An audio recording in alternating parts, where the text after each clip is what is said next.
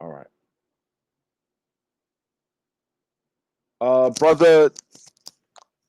Brother Bourne, are you with us?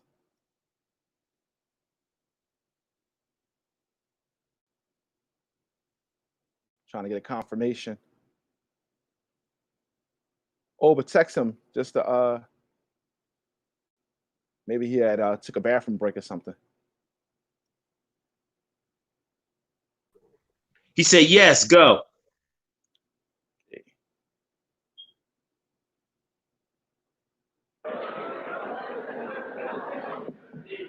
4th of July, and I'm finished. Just take me a minute on this one. I don't want to take advantage because I know you got other things to do, but 4th of July.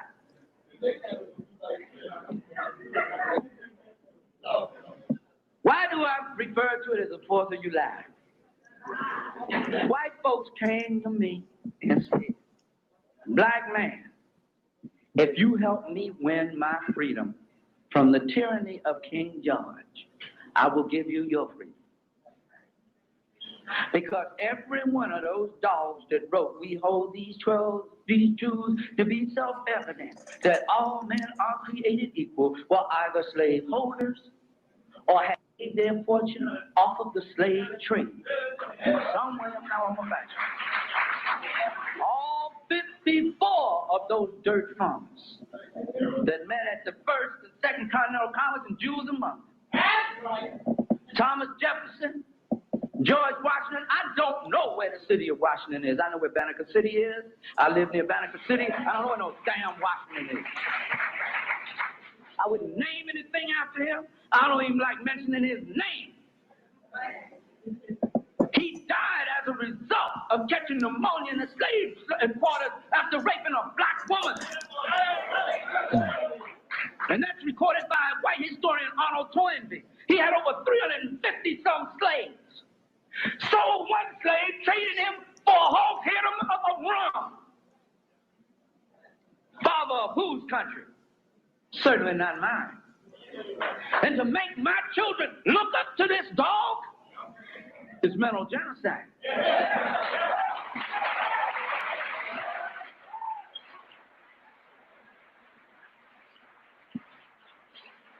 Thomas Jefferson, the great architect of freedom, who wasn't misguided entertainer, saying, the one who wrote the document and signed the document that freed all men. It did not free all men. It only freed the rich landed gentry in the 13 colonies. It didn't even free the common man in the 13 colonies. And it damn sure didn't free us. He had slaves, and he had this penchant for messing with adolescent girls, impregnating them, and when he had the black babies from those girls, from those slave girls, he would take them at 6, 7, 8, 9, 10 years old and work them in his nail factory. I'm supposed to honor that? The shot that was heard around the world, I'll be finishing in a minute. The shot that was heard around the world was not fired at Lexington. And it wasn't even heard around the world. The rest of the world didn't give a damn about it. Excuse me for cussing so much. That bullet landed in the chest of Crispus Attucks, which I am not proud of, because he was a chump.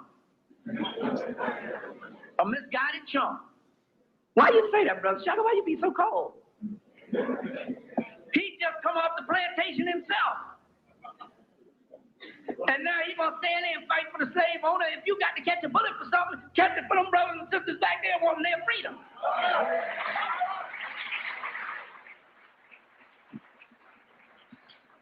And they repaid him by celebrating his birthday until they came up with the July 4th thing. On March the 5th, they call it Crispus Attucks Day, and they made a statue to him with a white woman standing over top of an eagle, spreading wings, just had his name. He put his picture on it. That's how much they thought about him. But one of the British generals came here because, see, what had happened is the British started recruiting the black slaves. Said, we're going to put a gun in your hand. Okay. We're going to put a gun in your hand. And we're going to let you shoot at white folks. Blood started joining the British Army by the hundreds of thousands. And so George Washington, who didn't want black folks in the army in the first place, said, we don't arm the blacks, we're not going to win this war. And one of the generals that came over here said, we're not at war with the 13 colonies, we're at war with Ethiopia. There were so many black folks there in that war. Now, after we won the war for them, they plunged us deeper in slavery than ever we had then. I'm going to read this closing statement. I'm really finished now. On the 4th of July. I'm going to call on Brother Frederick Douglass now, who said it so well. And the white folks can really be arrogant. They call this man an ex-slave, fighting for the abolition of other slaves, to come in the year 1852 and give a speech on his love for America, on their 76th anniversary of America's independence. And old Fred came. Yes, he did. And this is what Fred said. What to the American slave is your 4th of July? Our answer, a day that reveals to him more than all other days of the year the gross injustice and cruelties to which he is the constant victim. To him, your celebration is a sham, your boasted liberty an unholy license, your national greatness swelling vanity, your sounds of rejoicing are empty and heartless, your denunciation of tyrants brass-fronted impudence, your shouts of liberty and equality hollow mockery, your prayers and hymns, your sermons and thanksgiving, with all your religious parades and solemnity, are to him mere bombast, deceptions, and pious hypocrisy, a thin veil to cover up crimes which would disgrace a nation of savages. There is not a nation on the earth guilty of practices more shocking and bloody than are the people of the United States at this very hour. Go where you may, search where you will, roam through all the monarchies and despotisms of the old world, travel through South America, search out every abuse, and when you have found the last, lay your facts side by side of the everyday practices of this nation, and you will say with me that for revolting barbarity and shameless hypocrisy, America reigns without a rival. Brothers and sisters, that is what the 4th of July and any other European holiday means to me. So when you are celebrating, make sure you are celebrating that which has brought life to you, which has enhanced your life, which has advanced your life, which is a part of your great and glorious history. For if you celebrate the defeat of your enemy over you, you will be a fool. And we are being called back to be the wise kings and queens of the earth once again. Don't blow this opportunity. Peace be with you. Peace be with you.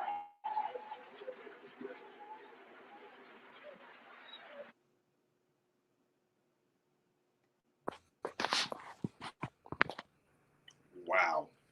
What a way to open up the show, bro. What a way to open up the show, bro. All right. I've listened to that time. I've listened to that countless number of times, time and time again. All right. It's still powerful today as it was, when I first heard, those words from Bobby Shaka Musa Barashango. Absolutely. So with that, we would like to say Hotep, Alafia, Shalom, Assalamu Alaikum, Black laws for all Black people. Good morning, brothers and sisters and first-time listeners. Welcome to another edition of the Sonic Ngoma. We are very happy and blessed to be with you again. I am Khamuo Heru with my co-host Oba Oláyínká and Farugh Maat. We are a unified body of concerned people, visual artists, musicians, business owners, researchers, and truth seekers, teachers, and healers. Our goal is to create dialogue surrounding music, culture, and politics as it relates to African people's sovereignty, autonomy, and economic empowerment. Here represented as the Urban Shamans Production, Afrikan Independence Day Organizing Committee, and B Ma'at Incorporated. Before we jump into today's topic, we want to let you know that part of the Sonic Ngoma radio broadcast is brought to you by through the Knowledge Radio, the Urban Shamans Production, Afrikan Independence Day Organizing Committee, BMI Incorporated, and Heru Custodial Maintenance and Home Renewal and of course the temple of the Black Messiah. Peace, everybody. Peace, brother. How are you? What's going on? Abibifahoodie, Abibitumi, Ukusu, race first. What's happening? What's going on? Hey, man, it's always good to see my brothers once again. As always. Yes, we've been pretty consistent about this, man. Very proud about the consistency that we've been doing right here on the Sonic Ngoma on the Do the Knowledge radio broadcast. And this is today we call this the 4th of July. We opened up with a speech by Ishashaka Musa Barashango, who was the founder of the Temple of the Black Messiah, where myself, Brother Farugh, and so many others in Philadelphia participated as a community for years with the tradition of the Temple of the Black Messiah. So it's just really great to open up with the speech. We've been throughout the years edified with Dr. Barashango's knowledge and wisdom and guidance over the years, and it's still, resound loud and clear 2020 on the 4th of July. Yeah, of course, like I said, it's interesting because our today's guest was supposed to be hopefully Brother Marcus Kline, but it fell on the 4th of July, and at the time I don't think none of us were thinking about it, especially when we were putting together this week's show, that it would actually fall on the 4th of July, but it so happened that it did. A lot of our people today, who are, so-called conscious, so-called woke, have, kind of in their own minds and in their own spirit have replaced the 4th of July with the celebration of Juneteenth. For me, that's an interesting conversation and interesting subject matter. I don't necessarily see it the same way. That, one dealt with bloodshed and the birth of a so-called new nation. The other one dealt with the emancipation of a group of people, yet they were still under the subjugation and the rule of those particular people. So that's not true freedom to me. But nonetheless, there's some of our people who won't celebrate the 4th of July, and then there's some of our people who will celebrate the 4th of July and acknowledge Juneteenth. But for whom it may be, you could choose to do what you want to do. It's all well and good, but I know where I stand with not only on the 4th of July, but I also know where I stand with Juneteenth and how I look at that and how I acknowledge it. I acknowledge the day, but it's not a day of true freedom as far as an African who is not in a nation, a sovereign nation of his own. That's when I can celebrate the independence of African people, when we get to that level and that point. Facts. But how do I follow up that? Anyway, my thing with that is just the 4th of July is what it is, and for me, with the ATTACK organization, it's an opportunity to tell the truth, the whole truth, and nothing but the truth about American history, about world's history, when we talk about African people. And so I miss the fact that we're not out there screaming in white folks' face and telling them the whole story about George Washington and his lies, about the individuals who signed this documentation. Over half of them were slave owners. The hypocrisy of that, the hypocrisy of the first White House being at 6th and Market, but in 20 feet from there was actually the slave quarters from that George Washington held enslaved in brutal bondage for all their lives, and so except for 2. The Juneteenth, I had mixed emotions about that, but we have to, I think for us, for our own sanity, we have to celebrate every little small inkling of victory, just to maintain our sanity. If we just focus on the big picture and the demise of the situation that we are in, we don't have a fighting chance. And so I'm not totally agreeing with the Juneteenth, because my brother just said before me that is emancipation. And if you read the Emancipation Proclamation, you'll actually see that it's a document of warfare. It's not a document of freedom for African people. He didn't really want to free African people. He said in that document that the Africans are inferior. So if we take the time out to actually read these documents that we are quote unquote celebrating, we'll see that we're not as free as we think we are, that we have a lot more work to do, and it will be genocide for us to participate in these victories over us. And that's why we halfway out of our minds today. We don't define anything. We don't celebrate the true things that liberated us, brought us to the state that we are right now. So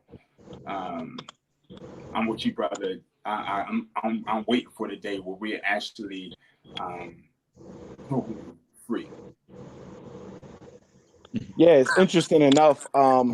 In lieu of all of the uprisings that happened throughout this country, throughout the world, there has been some coordination for today. There is here in Philadelphia, starting at the 30th Street Station, as we speak, a march. It's called the Fist for the Falling, reclaiming our independence and honor of our ancestors. It's going to be a march wearing red and black. It's called the Red Fisting group or organization who has put this together.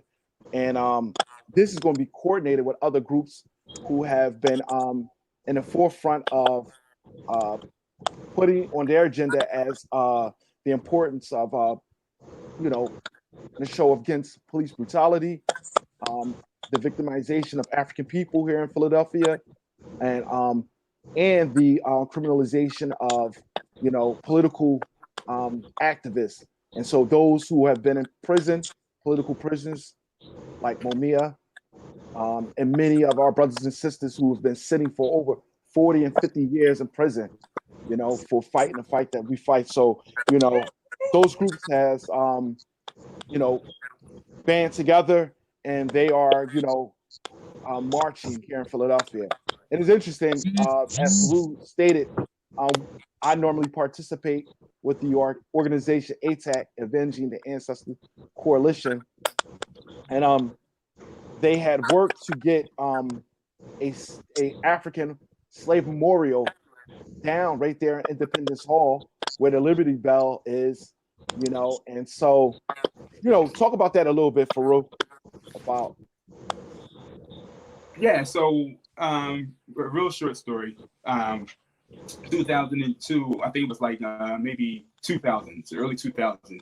They was talking about doing this whole memorial thing dedicated to the first White House, George Washington, celebrating George Washington.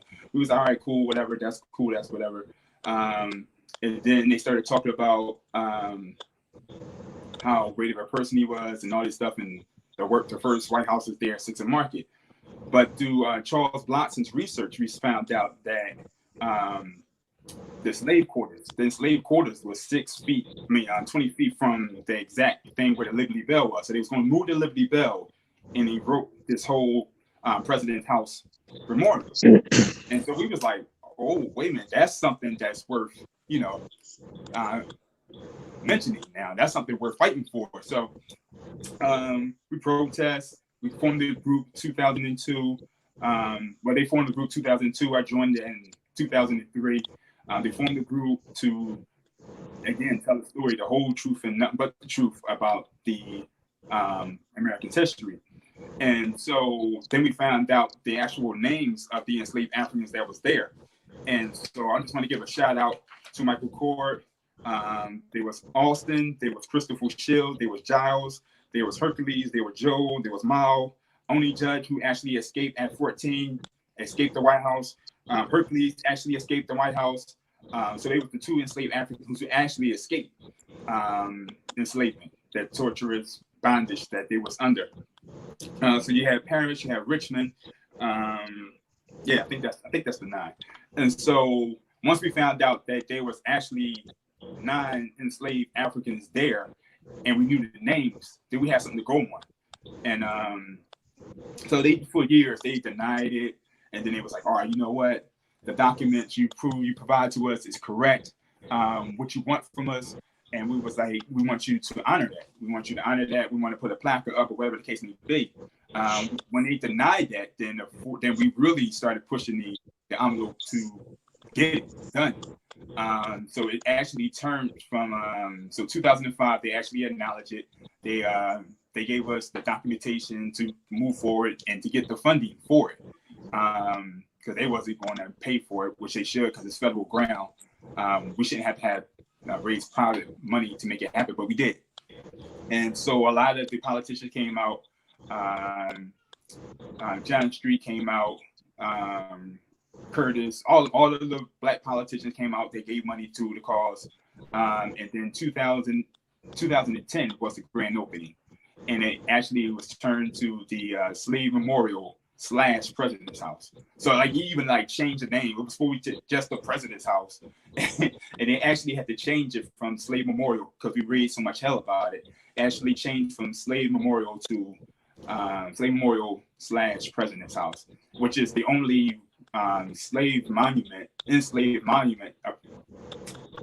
dedicated to our people on federal ground in the U.S. So it was huge. I didn't think I was going to see it in my lifetime. When he was talking about it, I was like, "Dad, we're going to do this for our children." And lo and behold, like within like 8 years, 10 years, it happened. So it just shows the power of the people when we actually unify, come together, and make our demands clear and stand on that, as opposed to, everybody else had their own agenda. We had one agenda, and we unified on the agenda, and things can happen. Yeah, it makes a powerful statement. I have taken groups of students down in that area. Of course, it's like a to-go location in terms of American history and history here in Philadelphia. But whether I'm coordinating with other teachers, it's that monument is always glazed over. It's never a priority to make way over there. And there's a lot of people who still don't know about that monument that was put there. And so I make it a point for, I take my students there, speak about the organization who worked to get that there, and and how it was discovered. But it's important for that to be there, because the contradiction and the hypocrisy that still exists in America, 2020, we're still dealing with the same stuff. So it's really it's a really powerful statement, and I love it, because it seems like of late it has been a location of a gathering. I was just recently down there with an organization, Black Philly Radical organization, and they set out here in Philadelphia a 13 list of demands, where they have a press conference right there in front of the memorial. So very powerful location. Oh, we got any intel on that, bro? No, I don't necessarily have a whole lot of intel. Y'all are filling me on some things that I've missed, or that I'm not, knowledgeable about, that are going on in the area. All I'll say is pretty much that, what I do like is the fact of the level of activity. It seems funny that within the last month or two, because everything that has gone on socially in this country and politically in this country, that it has raised in people's awareness to the point that, people are beginning to, go out show their anger, frustration, show their discontent and disenfranchisement with the society and with what is going on as far as police terrorism is concerned, because that's exactly what it is, police terrorism. It's good to see young people out, and it's good to see young people becoming involved. I think it's incumbent upon us who are older, who are more mature, who are veterans in this game, to really help some of these young people and guide them in the way in which they need to be guided. Sometimes when young people feel that they're out doing the protesting and the marching, that they're working with viable organizations that are really about Black people, that are about the African community, and they really aren't. And I could, really go there about, Black Lives Matters as an organization. That's one of the primary ones. But like I said, if you follow my Facebook page, you'll see exactly what I think about Black Lives Matters. And, I say that all to say that it's incumbent upon us, once again, to begin to educate young people who really want to become involved, who really want to do something about what organizations that are out there that are really viably doing things for our people. Grassroots organizations that they may have not have heard of, or they may have not have come in contact with. That's our job. That's what we do. The three of us, including, and even our show producer and our engineer, Knowledge Born, have been around. We've got some years in the game. So it's really about us really, helping them to understand it and to understand something that was shared on this radio station. Knowledge Born had on the sister, the goddess Neff Knight, from the Blackest Truth the other day, which was excellent. And she said that even when people are out there protesting and marching, that's 10% of the work. The other 90% of the work you don't even see. So if we think that marching and protesting and stuff like that is 90% of the work, no, it is not. It's the work that you don't see that makes up the bulk of what it is that we have to do in order to erect change for African people. So we have to, look at it from the standpoint that, we have to educate these young people, man, because a lot of them are confused and a lot of them are unsure about what it is that we have to do. That's our charge. And, it's not to say you got to go out there and pull a young person, but young people are going to come to you.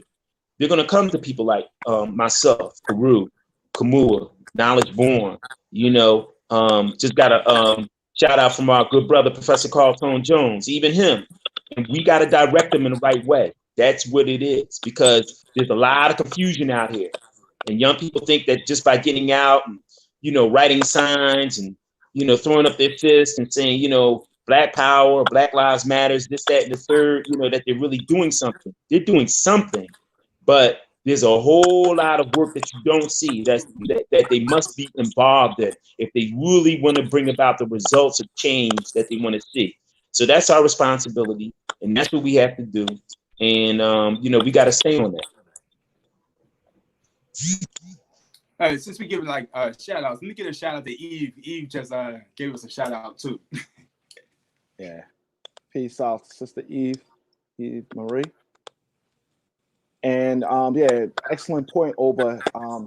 There is a lot of young people who have been, activated by all what has happened. I think that, if anybody had watched the video or any of those videos of our brothers and sisters being killed at the hands of law enforcement, you feel urged to do something. And so a lot of them, a lot of our brothers and sisters stepped up and they took to the streets.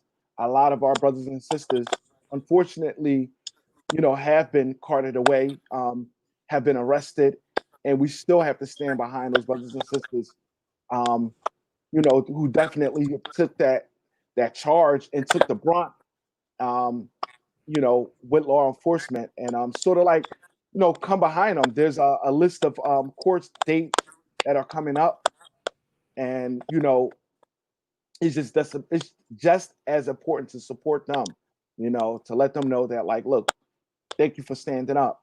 You know what I'm saying? And we got your back. So, yeah, with that, let me add something to that, because go ahead. If you look at our ancestors took the mindset of, like, you got to break the law to change the law. I mean, these laws are not morally written. Like slavery was legal. Jim Crow was legal. So sitting back, like, those things were legal. And so a lot of my heroes were criminals. And so, like, there's no better way. You have to literally show them where they went wrong at when they wrote these laws. And so sometimes you have to get arrested. Sometimes you got to break the law to change the law. So shout out to those who's willing to go on the front line to make that happen. Absolutely. Absolutely. They've been called, hoodlums and vandals and looters. But, like, let's be real for what it is. You know what I'm saying? Our people are outraged and we're sick. You know what I'm saying? This is an act of rage. You know what I'm saying? Writing is an act of rage. And so, listen, a lot of the stories people don't know. A lot of places that were liberated, the material that people have came up, they was giving it out in the community. A lot of the young people who ran up in those stores, they were giving stuff out to other people in the community. So we just get one side on mainstream media, but we don't really see what's actually what people are going through. So that's part of the whole dehumanization process, the propaganda that they've been using since the beginning of time, since the birth of the nation. That's what they use. They use the negative propaganda to humanize us, to kind of make the mistreatment okay. It's like, these not but bad people anyway, so let's give it a. But I talked to Mark Lamont Hill. Mark Lamont Hill was like, yo, all those stores up there that got vandalized and stuff like that, he said his store wasn't touched. You know why? Because he do for the community. There you go. So it was strategic. It's not like a lot of those stores that was bombarded, or whatever the case may be, they wasn't black owned. Let me tell you, I watched live one of these stores up in our communities. I seen people run up in the store, and it went on because they were just filming, from the helicopter, and I'm telling you, it went on for like an hour. Yeah. And the first thing in my mind, it seemed like they had an endless supply of sneakers. You know what I'm saying? And I'm just like, these people was profiting. You know what I'm saying? Profiting ridiculously. So out of all that profit, how many, scholarships that they gave back to the community? How many checks that they wrote to community organizations? Were these same businesses feeding the people in the community during the time of COVID when, everything was in quarantine? So, we're supposed to feel some type of way that these places got looted, where these people, profited off of quote unquote impoverished communities. So, I feel nothing. Yeah. I feel nothing whatsoever. But with that being said, kind of want to change the topic because, Brother Farugh, you missed last week. And last week, you definitely, the occasion in which you missed was really important. We were talking about health with Brother Allah Devon, in which, the brother just dropped it, man. He dropped it. But you, at the same time, you were being trained for mental health. So let's talk about your experience with that. Yeah, what came out most to me is what it looks like. What do like mental sickness look like for Black men in particular? And what comes out to me, what was in the training was hopelessness, anger, depression, rage. And I see that all the time, bro. Like, you know, you see like the Robert Williams, and I'm not saying that white lives or whatever the case may be, but when they talk about mental illness, they never look at us as being victims of or having mental illness issues. Like if the white guy go up there and shoot up the what's the name, he's not a terrorist. He had a mental illness. He was bullied. You know what I'm saying? So it's like, but we're so strong to where even with our trauma, because we had intergenerational trauma that we go through, that we're born into. You know what I mean? Yes. We're born into intergenerational trauma. And then we have our own trauma on top of that. So, and it's multifaceted. The trauma from the cops and our own personal relationships, racism. You could go on and on and on about the multifacets of trauma that we go through on a consistent basis, on a daily basis. And we still got to go out there and perform. We still go out there and go to work. We still got to go to pay the bills. We still got to go and come home and deal with the baby. We still got to deal with these things. And it just really put into context how we are suffering in silence and how detrimental that is. It's so detrimental. And we even had breakout sessions, bro, where we was talking to each other. They gave scenarios and gave different scenarios and the stories that these brothers were sharing, bro. They couldn't wait to have a platform to have this outlet. To have this outlet, bro. And it was just like, it just really put things into perspective for me. Like, we really have to, for us to really experience the true liberation that we desire, that we talk about, that we philosophize about, that we protest about, that we legislate about, we have to, it cannot happen. It cannot truly happen until we are psychologically, emotionally liberated. Yeah. It's not going to happen. I don't care how much money you make. I don't care how many businesses you produce. If your mind is not right, like, that's right. It's not going to happen. It's not going to happen. I mean, and this is why we spend the way we spend, because of our lack of self-worth. You know, we drink and party the way we do because we don't think we're going to see tomorrow. You know what I'm saying? And it's like, there's no future for us. And all that stuff comes from the process of the Ma'afa. I totally agree with you, man. It is definitely a primary issue that we would deal with, and it's perpetual. You know, breaking that sort of generational perpetual stigma and traumatization, because you know, for instance, a young man or a man, you know, young or older, you know, having healed through his trauma, having resolved or put into context what it is that he's been through, you know, is most likely that he will continue to perpetuate and put that off to his child. And so, you know, and you have another, you know what I'm saying? It's just on and on and on and on.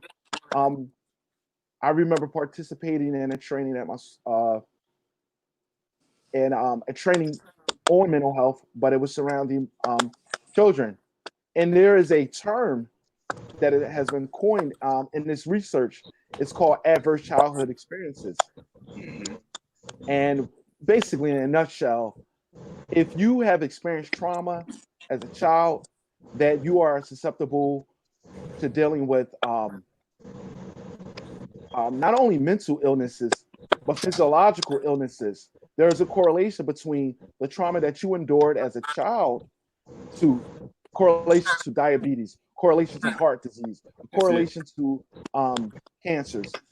So, you know, when we're not really dealing with the things that we go through, and you know, one of the things that was, you know, revealed within this study and this research, it was the fact that poverty into itself, poverty, you know, it exposes individuals to trauma. And so, it was interesting as they stated that, you know, when doing the research, it wasn't necessarily directed for, you know, blacks in America. This study was actually directed for, you know, middle class white people. But then it was like a realization of like, wow, okay, let's take a look. And so, you know, I mean, it is a great deal of work. It is a great deal of amount of care that we have to, you know, take when raising our children. And I see that we have the brother Marcus Kline, you know, with us now. And we want to, you know, peace, brother. How you doing? Hey, brother. How you doing, man? My Yeah, check. man. My check. Good morning. Good Yeah, morning. you came in right in time as we talked about mental health and I see adverse some strong childhood. brothers. I see some strong brothers on here, man. Hey, Yes, man. sir. Get some notes. I had to get a pen and pad. I gotta write some stuff down. You talked about I want to cut you off, but give me that phrase, that definition you just said. Adverse childhood experiences. Yeah, that's call it. epigenetics too. We were dealing with epigenetics. That's what that is. Absolutely. That's good. Absolutely. Good. Go That's ahead, right. brother. I'm listening. Go ahead. And so we, you know, we basically was discussing, you know, just that in general and how, like, you know, perpetual, you know, those issues, you know, become, and I could just speak for myself, you know, growing up and the housing projects here in South Philly, you know, dealing with all kinds of things, really waking up out of that, you know, that slumber and that, you know, that state of awareness into a more better understanding. I would say it was a chain of events. Older brothers pulling me to the side. You know, I remember having a book Malcolm X, but I never read it. You know, I had got that book in high school. It was a you know, my English class, my teacher, you know, assigned it, but I didn't read it. But it was a brother who, you know, I took to. He was about like 6 or 7 years older than me, who had did about like 7 years in prison. And I was rolling with him. He was like, listen, man, the best book that I ever read was Malcolm X. He's like, man, I urge you to read that book. I urge you to. He seen the path that I was on. And so when I read that book, it was like definitely a shift that happened. Yeah. You know, I was like, wow, I really don't necessarily have to go to prison to change my life over. You know, so, you know, it was just small things. There was a number of things that really, like, you know, broke the curse, broke the you know, that perpetual cycle of trauma. Dr. Amos Wilson, I don't mean to interject, but Dr. Amos Wilson, he said something one of many profound statements he made. He said, what we teach a child will reverberate for 7 generations, right? So now the brother turned you on to the autobiography of Malcolm X. Now you turn another brother on to the autobiography of Malcolm X and some. And Yes, we have to understand the power of that. Now we have to give to the children. You know, the seeds have to be beneficiaries of what we've learned. So, you know, I always tell brothers and sisters too, we are no longer afforded the ability to be passive readers. Every book that we have on our shelves, we must learn how to interpret that information to the seeds. If we don't, we're passive readers, which means we become what? Kind of revolutionary. So all the books that we have, you know, one of the most, I want to say, incredible things that we can do is learn how to write lesson plans right now. Even as we write lesson plans for our children, write lesson plans for, you know, the future generations in order to interpret some of the fine works that were given out to us, Francis Welching, Yes. Dr. Amos Wilson, Dr. Bobby Wright, all those great scholars have, you know, volumes of literature that we can benefit from, but the seeds can't, because we haven't interpreted in a way where, you know, we can dissect it and give it to the seed. So, but go ahead. I'm with you. I'm with you 100% on that. Listen, brother, listen. you got a new follower, you got a new supporter. I didn't know that much about your work. When I found out you was gonna be on the show, though, I had to do my research. Okay. So for the last 48 hours, bro, I've been reading, like, watching your interviews, watching some of the classes that you put together, and I'm gonna say, bro, you are. I appreciate it, brother. The ancestors sent you to, like, change. I mean, like, even when you were talking about the lesson plans, my lesson plans are now simplified based off the model that you presented. And okay, I'm just really grateful, bro. Yeah. Like, so. But you know, we learn from each other, though. Yeah, we learn from each other because nothing that comes out of a vacuum. You yeah. know, I'm 50 years old, so you know, Steve Coakley, you know, cats like that. You know, I study under individuals like that that taught me how to research and how to bring together and connect the dots, right? So having been on the show with individual here, I learned from him. The brother just gave me an adverse childhood. Now I'm growing from that. So what we say, nothing is happenstance, right? We meet everyone and we do everything for a purpose. And sometimes we don't know what that purpose can be, right? So once we get sophisticated enough to figure out why we meet people and why we appear on shows and why we read these particular books, when we get sophisticated with that, then we can start moving more scientifically, right? Instead of haphazardly, like sometimes we do. You know what I mean? So yeah, man, I appreciate that. So I learn from everybody. You know what I'm saying? I'm not ashamed to say that you know, I'm humble enough to admit that all the information I have came from someone else in one form or another.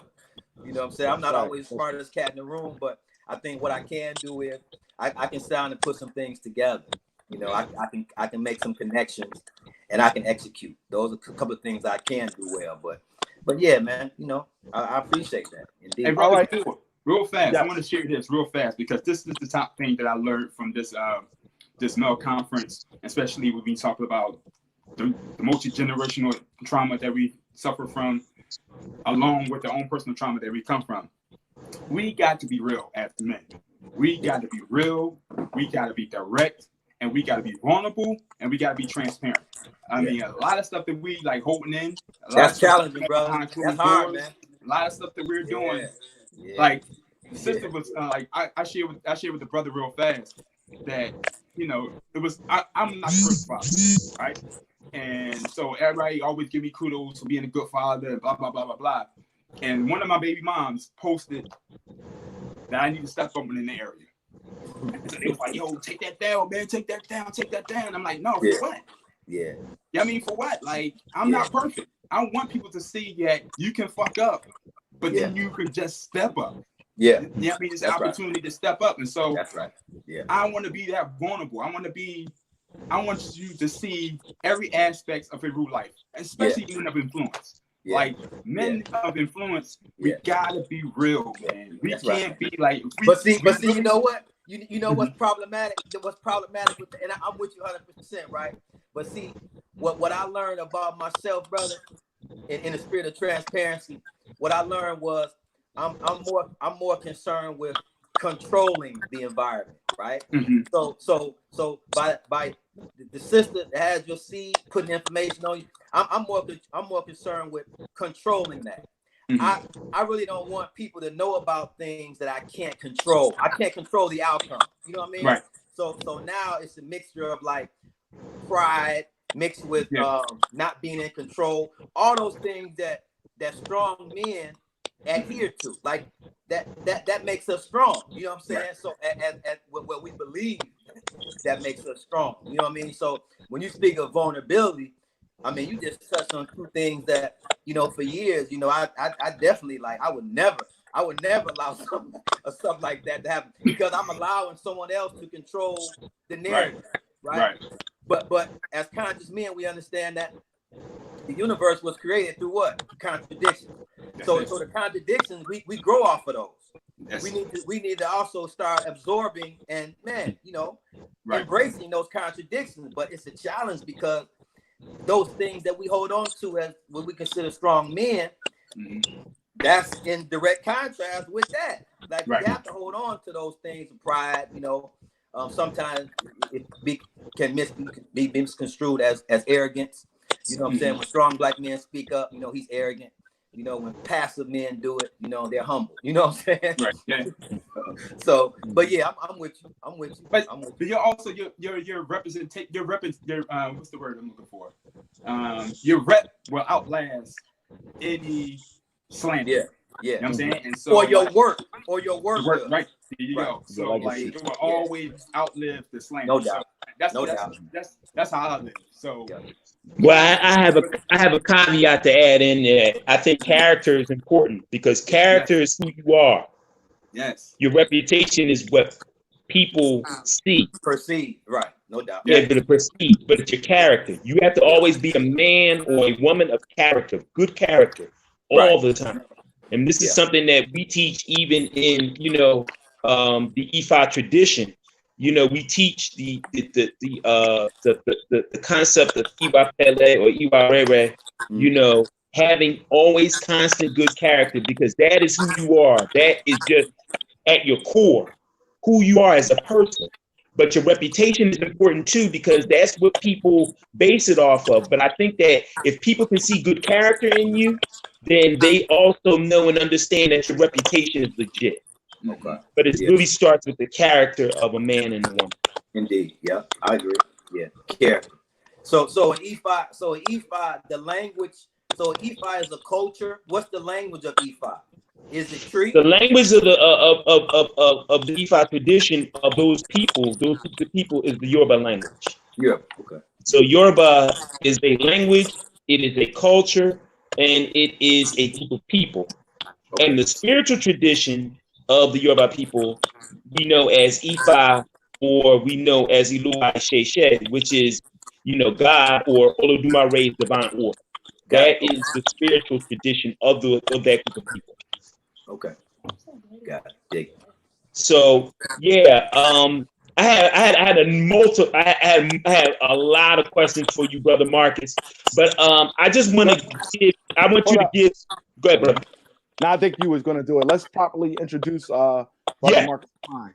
No, well, I was going to actually have Brother Marcus introduce himself. Okay, no problem. And talk about what you're doing in Chicago, the various different schools that you have, independent African schools that you have. And I wanted to talk to you and get into the whole idea of independent African schools and homeschooling as opposed to public schools and charter schools. Okay. But brother, introduce yourself, if you may. Sure. I'm Marcus Kline. I'm co-founder of Freedom Home Academy International here in Chicago.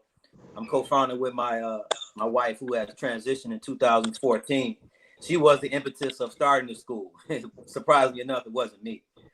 So 2014, she transitioned over. We started in 2007, the school in our basement. Now we have 6 independent schools here in Chicago, 1 in Detroit. We're opening 1 in Atlanta. Tanzania is definitely in order, as well as Ghana. So the objective of the school is to, you know, produce new African children. Period. You know, we're not in the business of creating status quo children.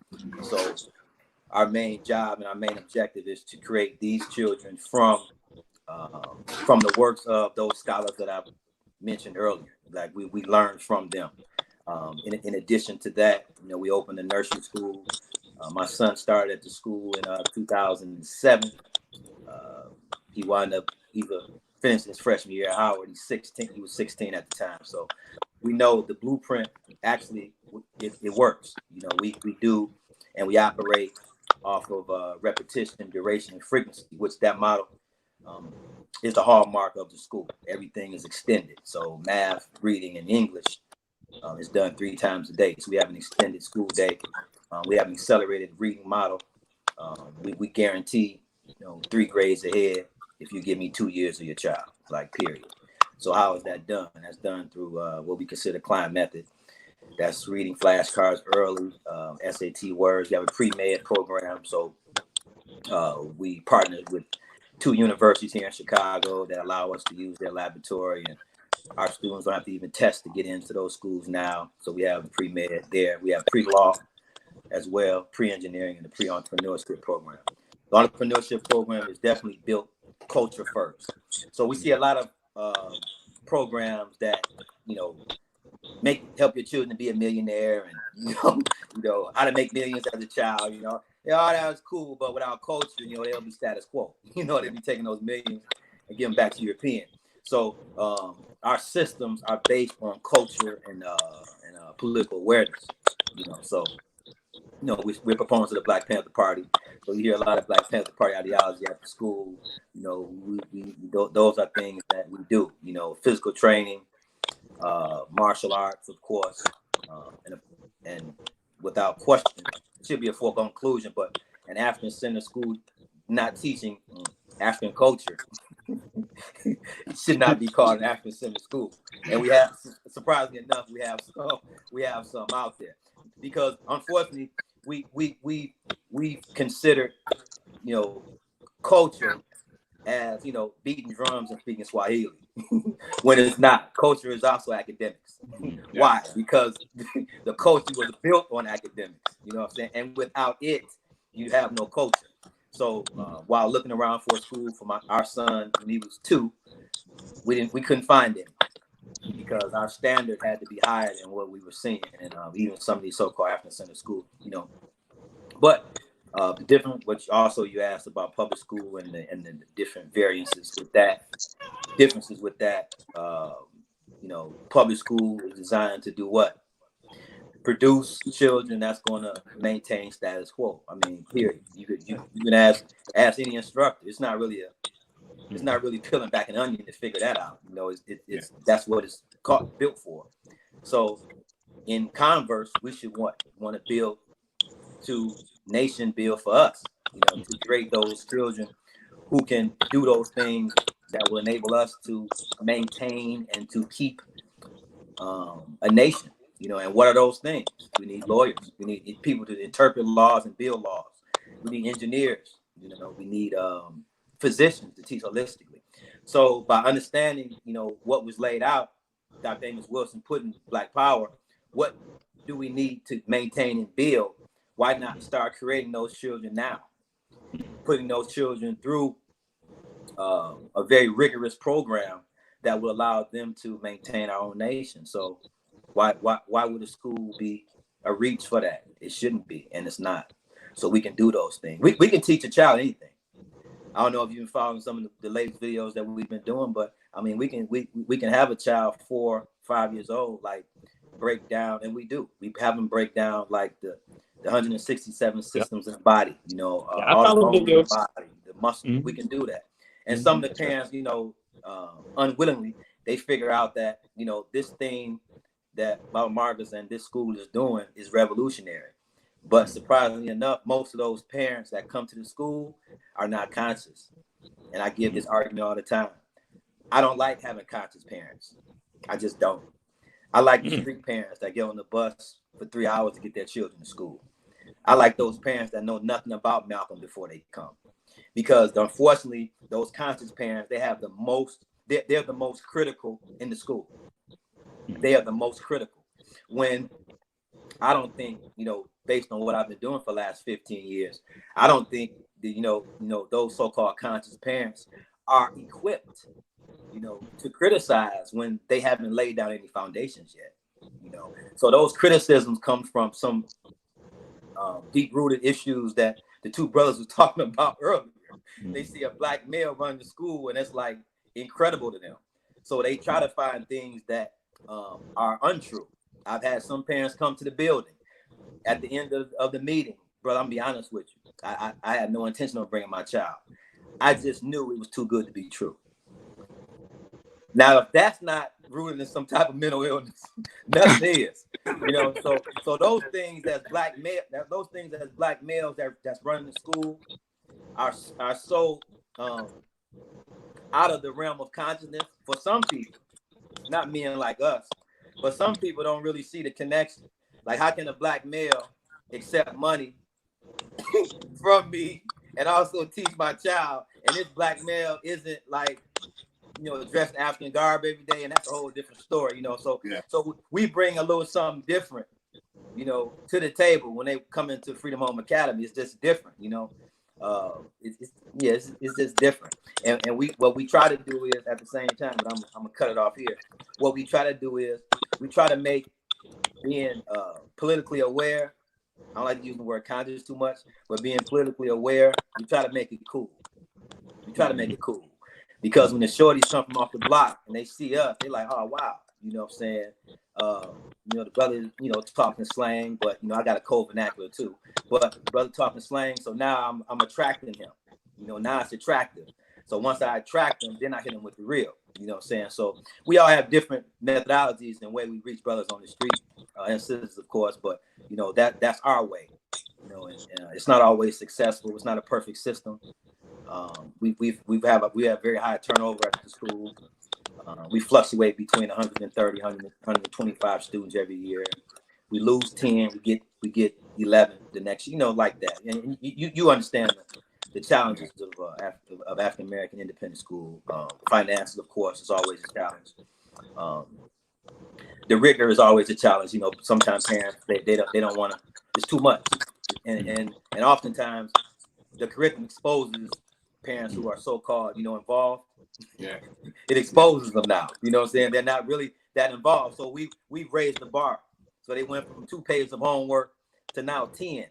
Yeah. So now it's like, well, I don't really spend that much time with him in the first place. He watches a lot of TV and he's on his computer. So, but first you said, you know, it kind of exposes that. But in the end, you know, we graduated 15. You know, I had my first graduate just left Spelman this summer. He was our first graduate. She got at Spelman. She wants to start her own business. She wants to actually start her own network. You know what I'm saying? She's super cold, young sister like that. You know, so you know, we try to give it our all, but we have a lot of challenges. No, bro, you do, man. Stop with that. Oh, we tried. No, you do, man. And man, for the ones that it's for, yeah, that's what it's for. Yeah, I mean, like I say, like my life is forever altered. Just from the things that you share on social media. So I'm imagining the opportunity where we actually sit down and meet face to face and just have a conversation. So I like give thanks, brother. I appreciate you, man. Same here, brother. I appreciate that. How do you feel about the growth? I wouldn't even call it an explosion, but the growth of online African centered, or should I say African cultural institutions online that is happening. You know, you have the likes of, you know, the Rural Academy, you know, that Baba Amin Ojuo and his wife, Mama Koyo. You have, you know, the Omo Shule down in Atlanta. You got a couple of these, you know, different schools that are going, that are in operation now, that are all, you know, about, you know, African culture, preparing our youth, our children, for becoming responsible handlers of power, politically educating them, culturally educating them, you know, that, you know, now some parents look at it as the alternative, and those of us who are in, you know, this line of work, who know and understand that it's more than an alternative, but it's really the route in which the majority of parents need to be going in, who can, you know, dedicate their time and their energy to working to help to keep these institutions alive. Speak to, you know, the growth of these independent online African cultural institutions. Okay, I'm torn, Bob. I'm definitely torn. I've been doing online since April because we were forced to due to the COVID, you know, pandemic. We've been forced to do that. Yes, taking a cursory glance at it, it's beneficial. Yes, it is beneficial to children, and it's also beneficial to those homeschooling parents.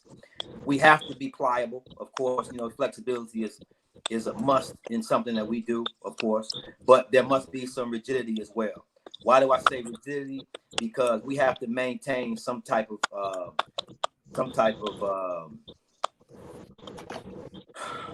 I don't want to say we control the curriculum that way, but by us giving up ourselves online, we lose some of the integrity of the curriculum, right?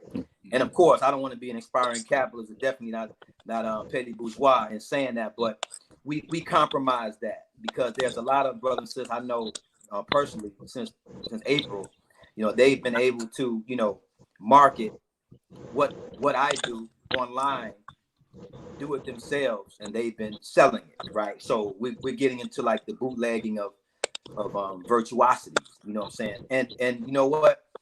That's cool. I'm not really on that, but I'm looking at things down the line, right? When we start to develop it and master it. I haven't mastered this virtual thing yet, not in the least. We've doing it like shoestring budget type for real. But it's been working, and it's going to get better. So to speak to that futuristically, I still believe through the energy that I give off in the classroom, that's some of the things that separates me from other schools. It's the energy I have with children. It's me being able to talk to a child and walk over to him, put my hand on his shoulder and feel him. You know what I mean? See him in his eye and get the energy that he really don't understand, and he's ashamed to say he does. I can't get that on the screen. Now, again, is virtual a viable alternative? Absolutely. Because the positives are now the parents are what? Now they're involved in the process now. Even sometime when they didn't want to be. Now they're involved. Now they're seeing what their children can and can't do. They're doing self-assessments now. They're doing assessments on their children when they really didn't. Now they see what their children are lacking in, their deficiencies. That's a positive. I was talking to a parent the other day in a meeting. We have to still figure out how to get in there. I got to figure out how to set up a school in Philly that will allow 100 students to be there for free. I'm still on that. Like the virtual is cool, but I'm not going to spend a lot of my resources on this because I still got to touch them seeds, man. They can see me on the screen, but I got to touch them. You know what I'm saying? So I got to put some of my resources into virtual, of course, but a lot of my resources got to go to building those brick and mortars because until we find a way to usurp the energy that we give the children by touching them like our ancestors did, you know what I'm saying? And by getting in their face. Like Oba just turned this video off, right? I got students that do that. Right. Now, when students don't look at me when I'm in the class, they know don't do it with Baba Marcus. Right. They can do that at home, just like you did, right? They do it at home, and I can verbal with them all day, raise my pitch, but I'm still 500 miles away. You know what I mean? So, but if I'm in the classroom with them, it's a totally different methodology that I operate on, right? They sit, they're attentive, so it's a whole different. It's a different piece. I think that again, it's good for what it's good for. Let's put it that way. But I still need to focus on getting there and replicating myself, teaching individuals to teach the way that I do or the way that should be taught, and get them into those institutions in your city and get them there. Because it's a standard. You have to honor the standard. Yeah. You know what I mean, like you have to honor the standard. Yeah. But yeah, as of late, we've been doing the virtual thing. I don't look. I'm on a parent this morning. She's getting loud with me, but we got a history. So she's been waiting about 8 years. I don't like you ain't been calling on my son in 2 days. You ain't calling him to ask questions. I say it's 35 students in here. On the computer, I only can view 17 at a time. Where I got to keep turning the screen, to view. I can't. Oh, I've been taking it personal. You know what I'm saying? So those things now we got to deal with. You know what I'm saying? I'm asking questions, but I only got 45 minutes in the classroom. Everyone ain't gonna get to answer a question. I mean, but if I get 2 days in a row and not answering one person, I'm a bad guy. So those things we have to deal with. along with, of course, other issues, you know what I'm saying? But again, the virtual thing is cool for what it is. You know, if I didn't have to, if COVID didn't happen, I don't think I'd be doing this still. Yeah. I really don't. I really don't. Okay. You know? And what they say, change is uncomfortable. So I may be afraid of change. That may be a reason, but yeah, I'm not really sold on that idea though, of virtual. But it works. It's good for what it does. It is definitely a difference though. Because I prefer face-to-face contact. Because you can't just give them a look. You just give them the look. And it's like, man, yeah, that works, don't it? Oh, it work? Yeah. Yeah, it worked. It worked all the time, especially with me. I use it all the time. Or even the power of silence. Yes. When a student asks me a question and I've already went over it and I don't respond, they'll be like, "Oh, you must have said it already." One of the things that I noticed through this virtual education process is that I noticed that a lot of our children, a lot of students are dealing with, as we started having discussion, more emotional issues, being isolated, dealing with isolation. Yeah, right. There we see maybe, you know, a lot of children who are more vocal, verbal. They are not necessarily vocal and verbal on the internet, on virtual learning. That's right. That's right. But even with my own son, I've noticed a shift in you know, his work, you know, in terms of, you know, him putting out more. So he is putting out more. Or he's no, out less? Oh, okay. He's putting out less. Okay. Putting out less. Yeah. And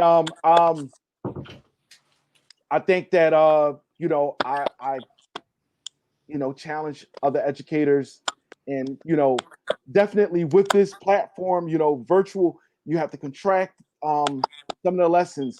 And I think that a lot of what you have to do is, a lot of it has to be, okay, I need for you to do, when we get off this session, this is your goals, you know, and you know, you got to get them a little bit involved in a different way, opposed that's to right. Having a 45-minute lecture sort of classroom session where they're not tuned in. They just not.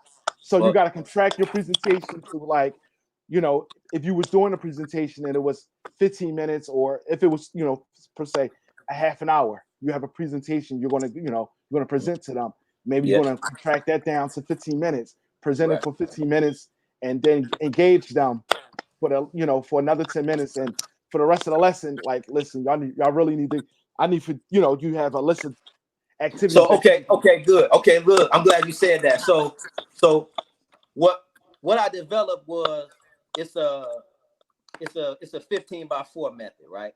This is what I use, right? So we know that 15 minutes, that's the line. That's the line of demarcation. Like, okay, after 15 minutes, they're gone. So what I did was I put 4 subjects in an hour. So we do vocabulary, we do anatomy, we do math, we do African history, right? Okay. 15 minutes each rip. Okay. So I send out the material for my class ahead of time. Student comes to class with all 4 of those materials stapled together for the whole semester, 12 weeks, right? Nice. An inch thick. Nice. All he does is 9 o'clock come. Okay, students, get the packet out. Let's roll. Go vocabulary on the board. Phonics, 20 words. SATs, big words, right? Boom, boom, boom, boom, boom, boom, boom, boom. Knocking them out. 9:14. All right, class, let's go. African history, let's roll. Okay, Jonathan, let's read. First paragraph. Boom, boom, going over. I'm stopping every sentence. Okay, little brother. The Kushite Empire. Who controlled the 18th dynasty? Oh, me. Based on what he just read, right? Every sentence we're stopping, right? One paragraph we might get done in 15. That's cool because we got 4 days. Okay. We do it over and over and over, right? We assess on Friday. Those 4. Okay, cool. 9:30. Okay, cool. Let's get out the anatomy sheet. What we doing? 39 bones in this. Okay, cool. We got that. I blew it up big on the back behind me. Cool, we going right to it. Bam, bam, bam. Nice. First bone, 4 bones in the skull, 3 bones in the neck, 6 bones in the spine. Boom. Right? Yes. 45 after. Let's hit the math. Go to the math packet. Bam. Okay, what we doing? Double digit multiplication. First rule. Boom, boom, boom, boom, boom. All right, class. 9:58. I'm looking at the clock. And now what I'm doing virtually, I'm telling them where I am with the schedule because it helps me. Okay. All right, class. What time we got? By Mars, can I read? Okay, what time we got? 9:11. Okay, we got 4 minutes. Well, go ahead, brother. Boom. Right? So now the clock is in their head too. So now they're like, okay, cool. I don't really. We're moving now. Everything is moving. Matter of fact, we're moving more now virtually than we were in the actual classroom because I have more wiggle room. Right? Okay. I can walk around. Okay, bro. Point to the word. Okay, go to this. Okay, what was this word again? Right? Really can't do that now. So now with the virtual, I'm using time and space. So can I read by Margot? It's 9:20. Nah, I had you read first thing tomorrow though, bro. Now we got to go to anatomy. Boom, boom, boom, boom. Yes. Right? Cool. What I'm not seeing now is, which is a good thing, I'm seeing a lot of this. I'm seeing papers turn. I'm with that. I don't mind that. Because they're at least, even when they're lost, I don't mind. Bob Marcus, is this the page? Does the page look like this? Yeah, you good. I'm cool. Because what I don't want is what? Leaning back in the seat, feet up, drinking a soda. Nah, I'm checking them at the door. Look, man, you know what I'm saying? So the Baba Oba asked me about the whole virtual thing, right? Benefits, non-benefits. It's definitely more work for me. And I didn't think I can do more work. It's definitely more work. It's definitely more work for me without question. Because that computer screen, I'm moving in it. I'll have to watch. I got to go to my mouse, turn the page. Okay, brother, I need you to read. I get the students mixed up. Oh man, yeah, it's but we definitely can benefit from it. But I love that classroom though. Yeah, I love stepping in there, getting in at 9 o'clock, and as soon as I walk in, you can hear a pin drop. I like that. I like that energy. You know what I'm saying? The call and response. I like that. Kupi tech. Then they say booyaka. You know, I like that. That's that energy get us riled up. You know, that whole thing. But yeah, you know, we like we said, you know, it does what it does. You know. Yeah. Would you say there is a preferable age to enter into a school such as yours? Man, excellent question, because I did not know until I'm seeing students who are not. So I would say 2 answers. One answer is the age for a student to sit in front of a computer screen that long. I would say like 6. The second part of the answer would be to stay attentive for that long. I got a 3-year-old, and no matter how much he fear my voice, he ain't sitting in front of a screen for 4 hours. Like, no, it ain't gonna happen.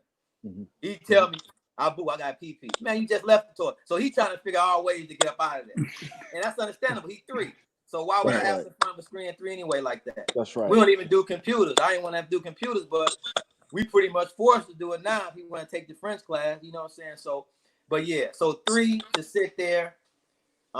We could break up. I know there's some systems that's out there that they only do like 20.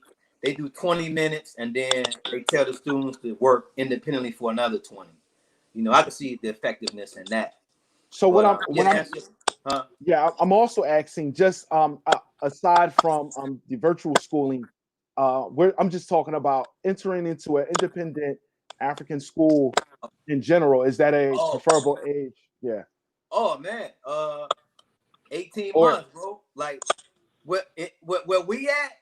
18 months. Like because we can teach everything to an 18-month-old because I do it. Like, and I see before they start speaking, they can identify.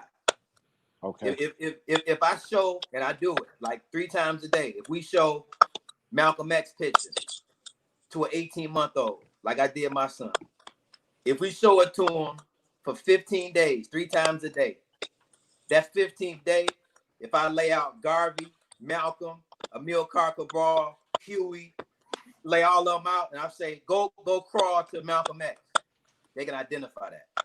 So we understand dendrites, right? So what do dendrites do? Dendrites are the brain synapses that we learn from new things, right? So you know how to ride a bike. So you would learn how to ride a bike better if you learn how to ride a unicycle. But that shouldn't make sense. It does, because that's how the brain interprets new information, right? So what we do is we have a scaffold methodology. It's scaffold. So if we learn about Malcolm, right? What do we know? Malcolm was born in Omaha, Nebraska. Okay, that one sentence, that's a scaffold. We know about Malcolm X, his picture, and we know about the state, Nebraska, because we can point to it while we're teaching. And we also know about the capital of Nebraska, which is Omaha. That's a scaffold. So the next sentence we learn will be about maybe his politics. So if we say Kwame Nkrumah, so we learn about Kwame Nkrumah. He was the first president of the independent country of Ghana, right? Cool. Where is Ghana? Ghana is in West Africa. Point to it. That's 2 facts we know. Yeah. What's the capital of Ghana? Accra. That's 3 facts. Why is Ghana special? First independent, right? Independent nation of Africa. So that's 4 facts. So we can do all those, and we're building information on top. First, we do the picture, and then we do the facts on top of each other. Now they're learning it. They're learning it faster. Coupled with the fact that we're doing it 3 times a day, and we don't move until they master it. So they're like, well, man, we know about Kwame already. Well, give me 10 facts about him right now. If you can't give me 10 facts, we can't move over to Walter Rodney. We can't go to Walter Rodney until you give me 10 facts about, okay, so now they're like, if I want to move and give my other homies, I got to get on this, right? Okay. So we constantly build on it. And that's the whole scaffolding method that we do. But we learn like that anyway. I just put a name on it. But that ain't nothing new. That's how we learn anyway. We just didn't identify it with the name, but yeah, it ain't, you know. So say for a student to enter your school, say at the age of 13, do you find challenges, or is it a similar, they just adapt? It depends. Out of all the years I've been doing it, the 13-year-olds have been, well, we'll say 10 through 15 have been the most challenging for obvious reasons, because they've been dogged out by the previous schools, you know what I'm saying? Academically, demoralized, all that, right? So now we got to strip that. Okay. Oh man, yeah, man. Nigga is all good. Like, I've been called nigga all my woo. Okay, cool. We gotta wipe that. You know, we gotta clean that up, right? So we gotta re-educate. You know what I'm saying? So it takes me longer to do that. But I will say this. I made a mistake by saying that I've never had a 10, 11-year-old to come on and be on point. I had one, a brother named Cameron. Cameron came on point from day one. Well, he was homeschooled though, so he didn't really go through the public school demoralized whole piece, you know what I'm saying? But yeah, it is a challenge, because those things we have to do. Man, sometimes we gotta overcompensate, like for real. Like we go overcompensate all the time. That's right. Like That's right. Everything I say, this brother has something to do with being African and being revolutionary. Everything. And I know sometimes you're like, dang, Bob Mark, it's like you're kind of overdoing it. I know he probably feels like that, but I have to do it because the music they listen to, the homosexuality and the transgender. I mean, when they say we at war, when Baba Baruti and you know, by Dr. Amos Wilson say we at war and we got to use war terminology. Chairman Fred say, look, it's no mistaking in 2020. Yeah. We're being bombarded from every avenue. Like there is nothing under a rock no more. Everything is overt. Yeah. I mean, brother, I'm talking about they coming to school, man. Like, if I had to deal with the same, you know, I came up I'm 50, so I graduated high school in 87. Crack epidemic, yeah, it was rough. But what they got to experience right now, yeah, at least we had music. At least I can lean on Public Enemy. You know what I'm saying? There is no outlet that we had that they have, and we got to start creating those. The Afrikan Centered school should be that. You know what I'm saying? He should come to school and feel like, all right, I can be myself. However, myself has to be culturally together. You know what I'm saying? If we're not using that culture, it ain't me anyway. You know, a lot of things that television say is cool, it ain't. Why isn't it? Well, my culture say, got it. Okay. Culture should be used as a guidepost to determine right and wrong. You know what I'm saying? Not what the enemy does, you know. But yeah, to answer your question, it's a challenge, but we up for it though. I like to see it. You know what I'm saying? That's I like right. to see the shorties tell them something on Monday at 13, and then by Friday they like finishing your sentences. You know what I'm saying? Like, oh yeah. Did you read that last night? I read it 1, 2, but I did. Okay, cool. You know, I can take that. At least you honest. Let's go over it. We reading Wretched of the Earth now. I think. Wow. I think Wretched. Wow. Man, brother, listen.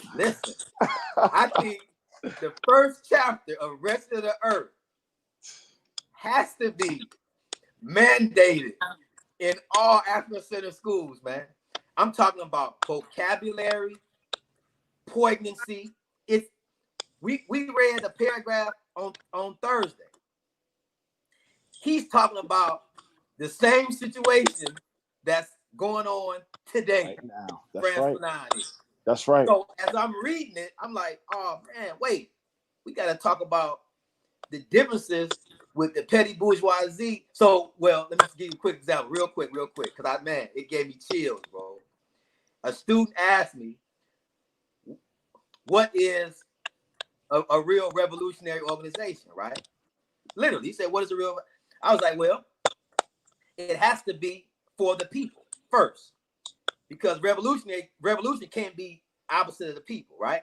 So he brought up the organization. We don't got to mention on the thing. He brought up an organization that's popular now, right? So I said, does the state ever sanction a revolutionary organization? No. Has it ever? No. And that wasn't like a profound statement to a student. To him, he's like, okay, well, I need to figure it out. So I said, for homework, give me a list of 5 successful revolutionaries in our history, revolutions in our history. Of course, Haiti, of course, Cuba, you know, cool, right? That was the first one on the list. I was like, does the state sanction this organization that you mentioned to me? Well, I don't know about Marcus, because I was like, well, let's go to Amazon. I picked up my phone. We online.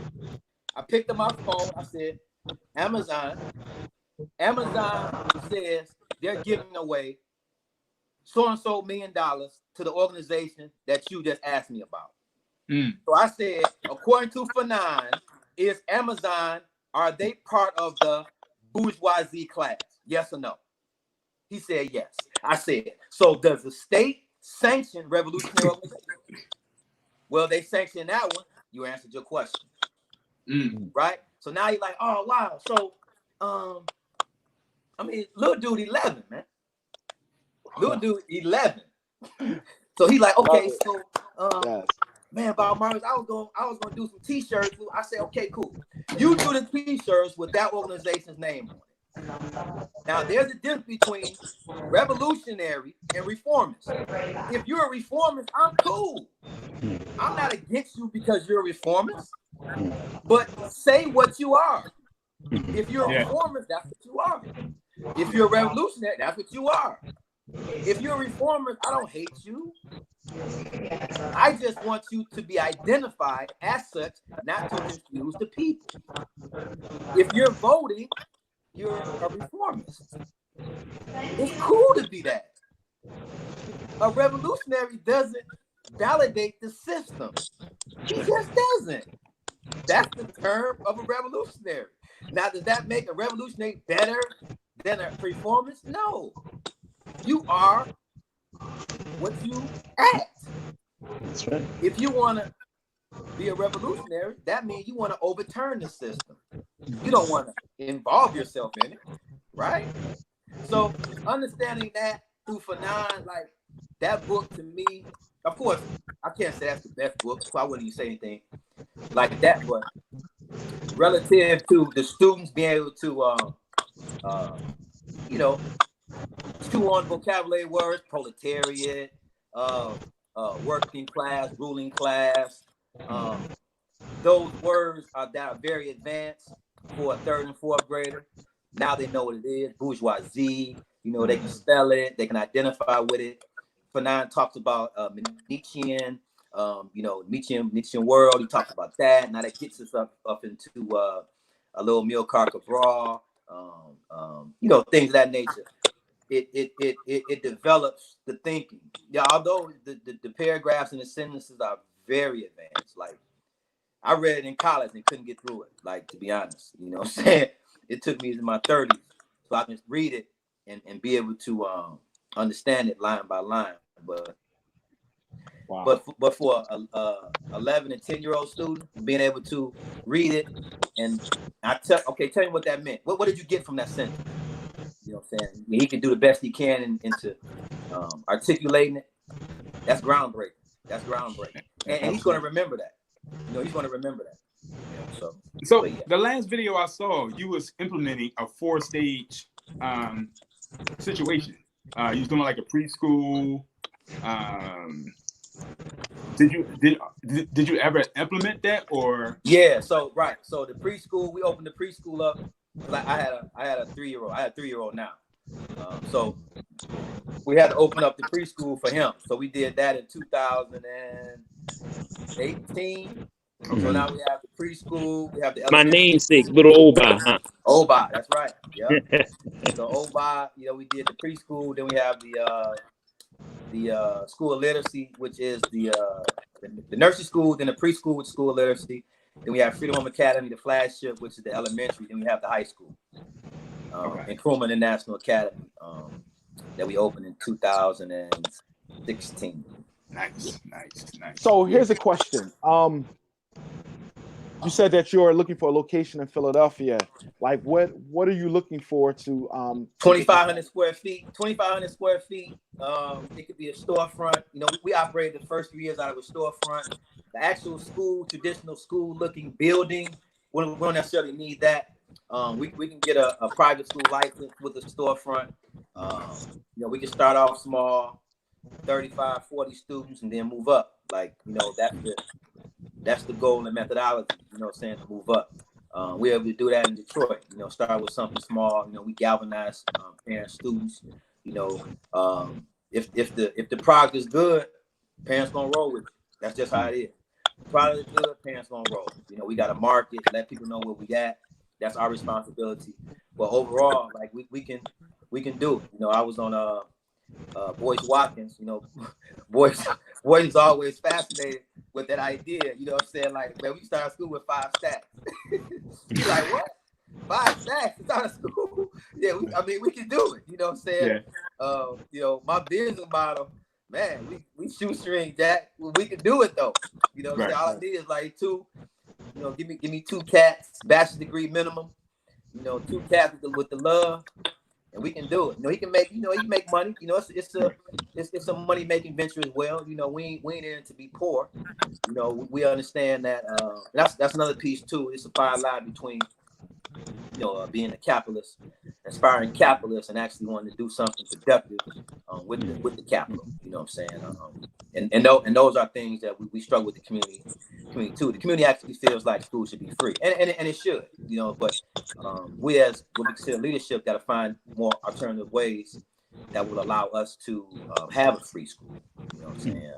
I've had some ideas, but we got to. I mean, Marcus, when it comes to paying for books, paying your teachers and your staff, you know, computers, all kinds of things. I mean, you know, you have to make money in some shape, form, or fashion. That's right. In order to keep, you know, those resources and those materials and those supplies up. Yeah. And you have to walk a thin line between being a capitalist and being somebody who is truly about community and the development of our children, of our youth. So I understand that line that you got to walk, man. You know, you have to be about money, but you also have to be about principle. Yeah. You know what I'm saying? So, you know, that's right. And no matter what, that's right, Oba. You right.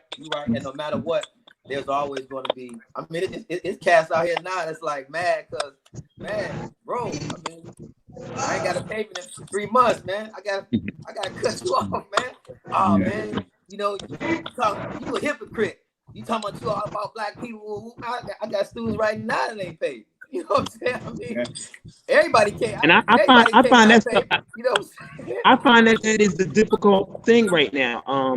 With a lot of these tuition-based African cultural institutions, a lot of our people, it's not that they can't support them, they just don't want to support them in some senses. And like one of the things, like even the school that we opened up here, that my brother opened up here, the Ijoba, you know, a lot of these parents can't afford it.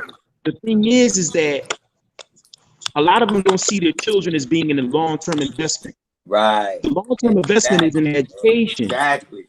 Right. It doesn't have an immediate get back or immediate gratification. Right. It's a long-term investment, and you got to be willing to put that money in to them for their education, for their growth and development. Not only are you teaching them reading, writing, and arithmetic, but you're teaching these children survival skills, principles, and you know what I mean, go far beyond what a lot of these public schools and a lot of these charter schools are teaching. So, you know, and that is priceless, man. That's priceless. You know what I'm saying? See, you have to look at your children as a long-term investment. But Baba, look. This is my mistake, right? This is my mistake. I take an L on this. I thought that if it was two schools of thought with that, right? I said, okay, if I show the parents, those parents that we're talking about, we're not talking about the parents who already understand it's an investment. I said, if I show the other parents who are more concerned with staying fresh and they ride, right? If I show them those parents by overcompensation, those schools, those public schools that you consider the best schools because your friend's child goes there, right? If I can show you that your son can outperform every student at that school 2 ages ahead of him, would you still stay? Oh yeah. I'm not posing that question to them, but the idea of that, right?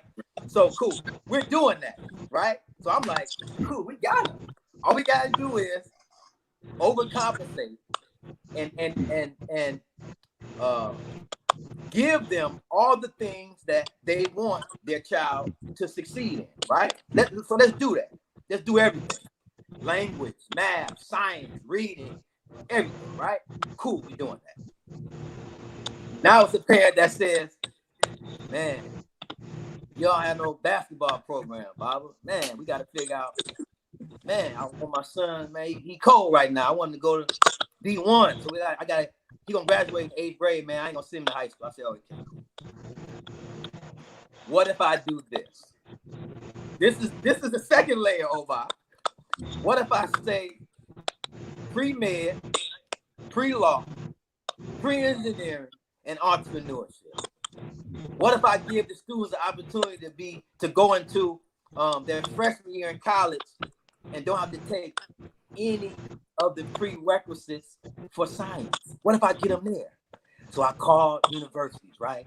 Get universities online. Send the universities a partnership agreements, right? So now I got that. So now the parents, now they coming in. Okay, so what you got? Okay, this is what we got here, right?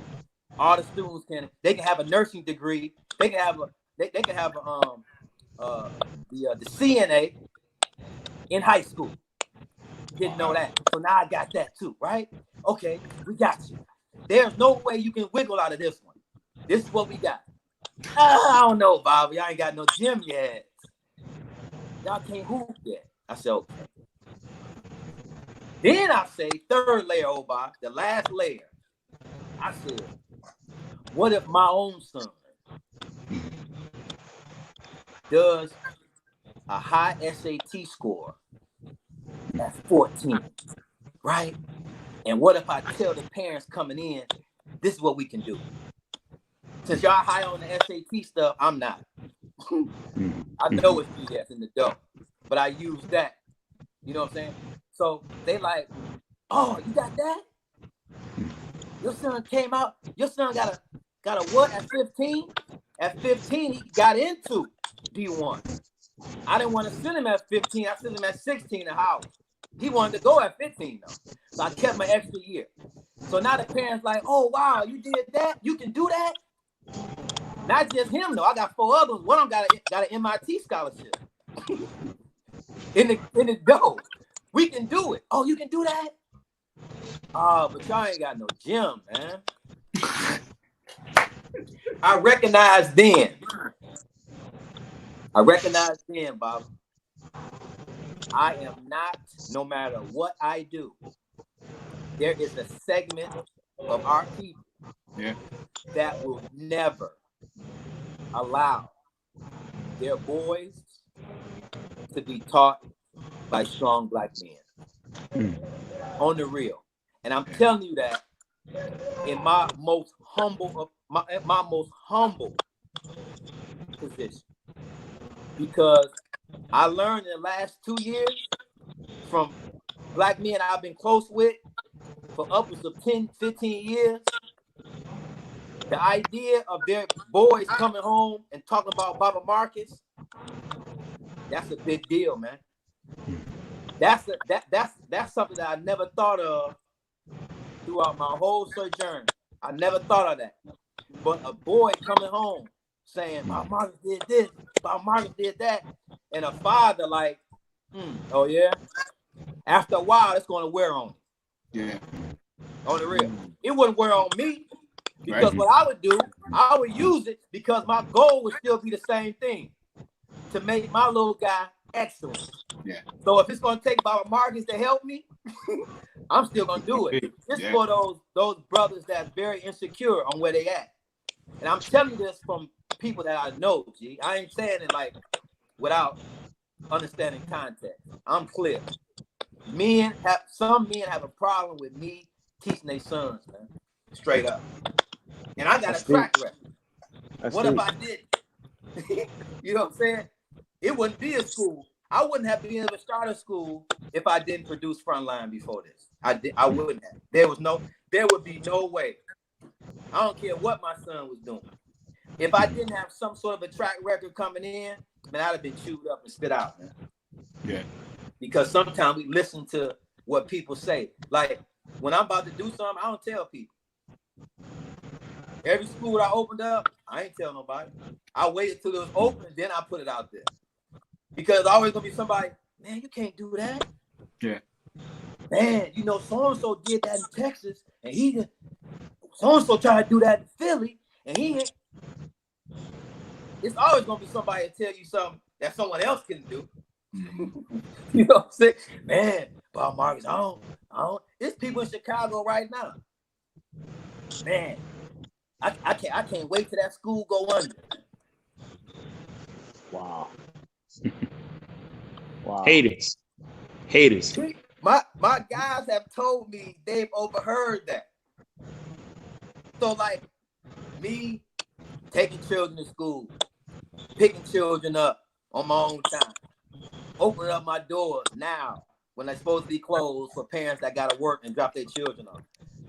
When it all boils down, it's some parents, man, that don't care. You do one thing, and they waiting on that one thing to happen. And it depends on the parent now. I got some riders with me. I got about 70 parents that'll ride with me no matter what. But I got another small percentage, they waiting on one thing. So they can say, told you. Yeah, yeah. Told you that black stuff don't work. Mm-hmm. Parents who separated. The mom comes in and say, you know, I gotta sell my husband on this idea. Husband don't like it because he wasn't the first one to get, you know what I'm saying? You see what I'm saying? So many levels, man. So many levels. Yeah, So, it sounds like. So when we ask the question, I'm gonna let you talk. Let me just say this last sentence. So when we ask the question, why is not a lot of Afrikan Centered schools? What you mean? What you mean you don't know why? Yeah, Especially when black men, That's right. like That's right. knuckles assy because they trying to do it like your brother. We get assy knuckles, baby. I mean, I'm up at 4 a.m. You know what I'm saying? You know what I'm saying? And then at the end of it all, you know, a cat saying, "Man, I ain't like my market school, man, because I went in there, man, and a couple of ceiling tiles was out, or the knob in the bathroom wasn't working, man. I ain't like those."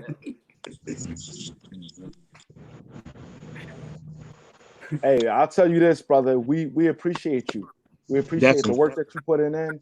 We appreciate you coming in on our radio broadcast this morning and sharing your experience. I personally would love to have you on again. Hey, brother, I got one better. I don't mean to cut you off. Can we invite this brother to Afrikan Independence Day on Saturday, August the 1st and speak? I'm so intrigued by this conversation. And I'm asking y'all, brothers, is it good that we have Brother Marcus with us? You know, we have to leave that up to Brother Marcus if he's available. Yeah, you got the time, brother. Yeah. It's going to be right here on Do the Knowledge Radio and Urban Shaman's I'm down. Facebook page. Cool. Yes, sir. Yes, sir. It was something about your energy when I first met you, about Oba. Yes, something sir. about it, man. Like, you know what I'm saying? You a cold dude, man. I can rock with you, man. You a cold dude, man. Your whole little spirit is definitely right and exact, man. You know, but yeah, I'm right down, back man. at you, Let me know. Send me the information.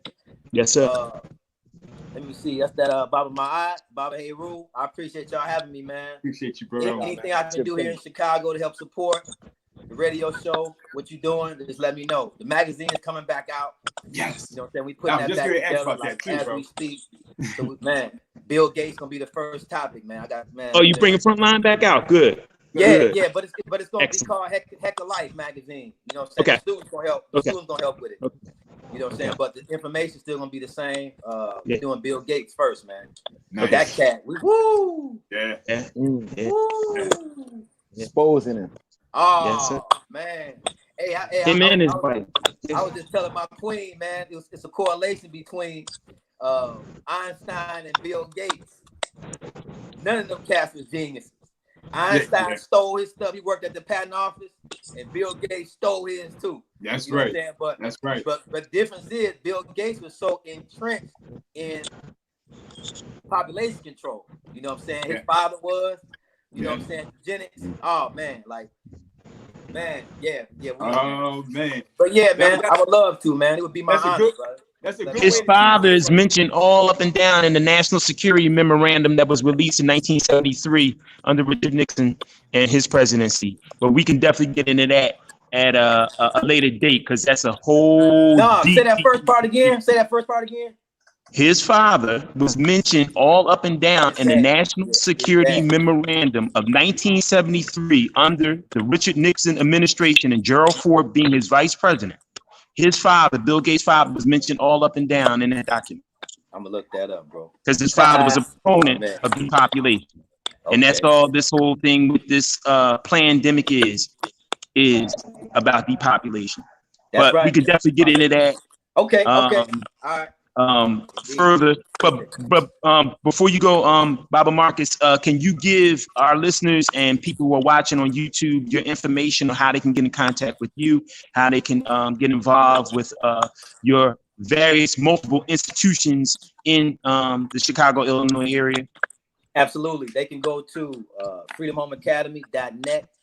That's FHAINTL.net, and then they'll be able to get all the contact information they need. I'm on Facebook. Go to Facebook, Freedom Home Academy, or Marcus Kline on Facebook. Aquabin 314 on Instagram.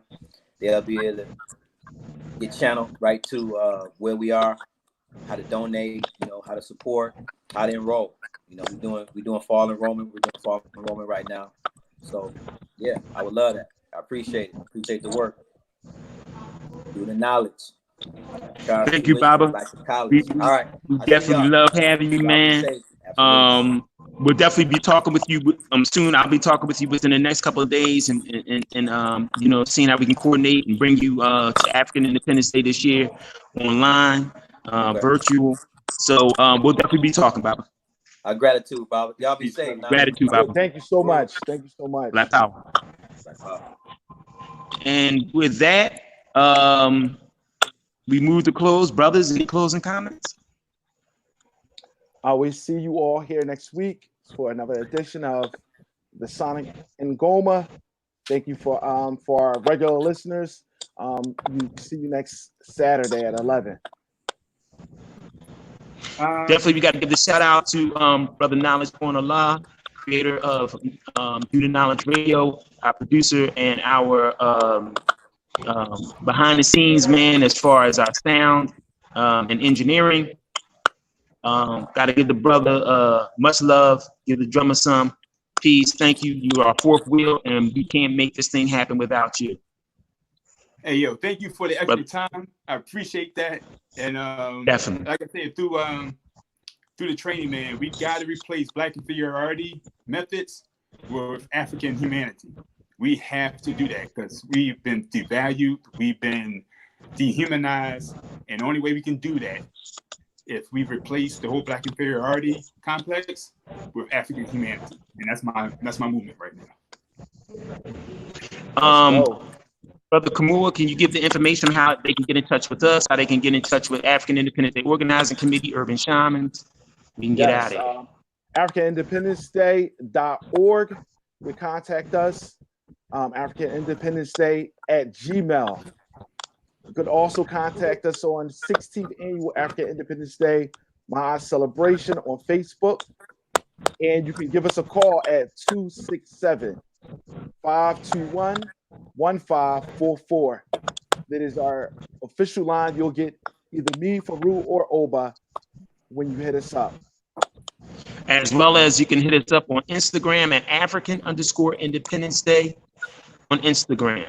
So with that, we'd like to say, brothers and sisters, for my co-host, Baba Farugh, Baba Khamuo, I'm Baba Oba Oláyínká, saying peace, Abibifahoodie, Abibitumi, Wakusu, Frito Land, and all Black laws for all Black people, as well as, I will say, race first.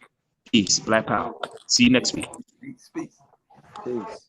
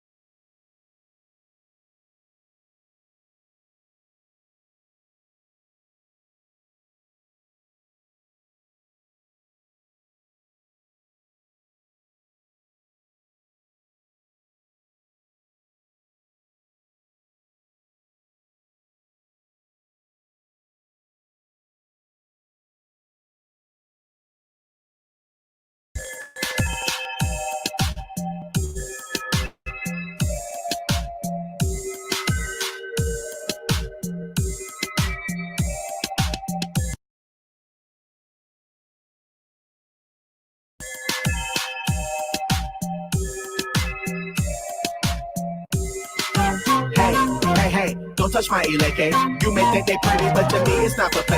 Power in my jewelry, glitter scene like an AK. Full body protection, looking clean every day they score. Hey, don't touch my eleke. You may think they pretty, but to me it's not for play. Power in my jewelry, glitter scene like an AK. Full body protection, looking clean. And I say I shit. I gotta say I shit. I shit. And I say I shit. Elegba, Osho, and Obatala. And I say I shit. Mokio. I shit. And I say I shit. And Oya, and Shango, and Gimoja. I got it. Currency in my pocket. Nature around my neck. Front and center, I rock it. Never tuck them, so folk wanna touch them. They need to stop it. Trying to find them on lines like mine, you never cop it. My eleke is living. Reason why I be winning. Jealous of my position, but I'm just at the beginning. Demonizing the forces, no intercourses I'm giving. Christians feel like I'm sinning the way the heavens be bending for me. Ay, I'm in the flow. Ay, I get the dough. Ay, I'm giving more. It's reciprocal. Every dose could be poison or be medicinal. Truth is blatant to those who know what to listen for. Yeah. Treasure chest in every mic check. Steady in the altitude and we ain't on the flight jet. Calling me the champion, I ain't even won the fight yet. Muchos sticking to us for that juju that they might get. Hey, don't touch my eleke. You may think they pretty, but to me it's not for play. Power in my jewelry, glitter scene like an AK. Full body protection, looking clean every day they so. Hey, don't touch my eleke. You may think they pretty, but to me it's not for play. Power in my jewelry, glitter scene like an AK. Full body protection, looking clean. And I say I share. Somebody say I share. And I say I share. Hey, go, Babaluaye, and Ita. And I say I share. And I say I share. Ojosi, Ogun, and Orumia. Got them holy beads around my neck. Sacred guides on deck. Yep, it gets protection all around. Kosi Wahala, big blessings abound. I'm open to receive all the things this universe has laid at my feet, and I'm walking yellow brick road and laid with gold. Oh yeah, I get it from my mama. She reigning on her throne. La de Koju, Oriye Oshun. Hell, see water goddess. Keep that blade and some honey. Lord, she just keep going. Hold the stop when she gets started. A river flowing, anointed from head to toe. Baptized, got Orisha by my side. And my eagle all around. Ain't nothing stopping me now. Full force on them. Full glow on them. Spirit realm said go, so I move for them. A walking altar.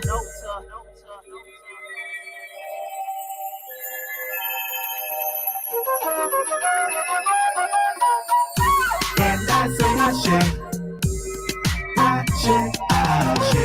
And I say I share. And I say I share. And I say I share.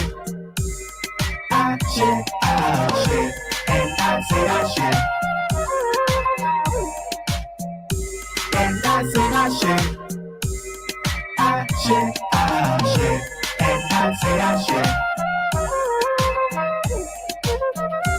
And I say I share.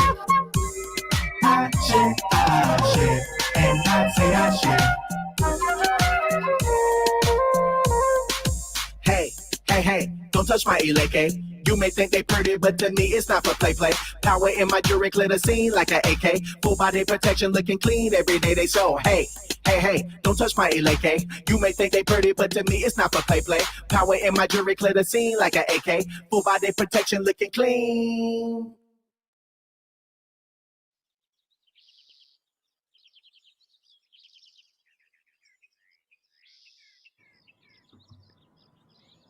Yeah, see what we got. 1, 2, 3, 4, 5, 6, 7, 8. Woo! We done hit them by